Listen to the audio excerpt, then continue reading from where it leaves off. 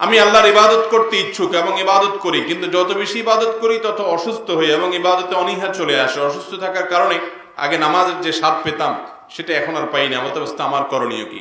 ভাইরা আমার, আপনাকে বুঝতে হবে আল্লাহ তাআলা যাদেরকে ভালোবাসেন তাদেরকে পরীক্ষা করেন। আল্লাহ যারা ভালোবাসেন তাকে কি করেন? ইন্নাল্লাহা ইযা আহাব্বা কওমান ইবতালাহুম, নিশ্চয় আল্লাহ রাব্বুল আলামিন যখন কোনো মানুষকে, কোনো সম্প্রদায়কে ভালোবাসেন তাদেরকে কি করেন? পরীক্ষা করেন।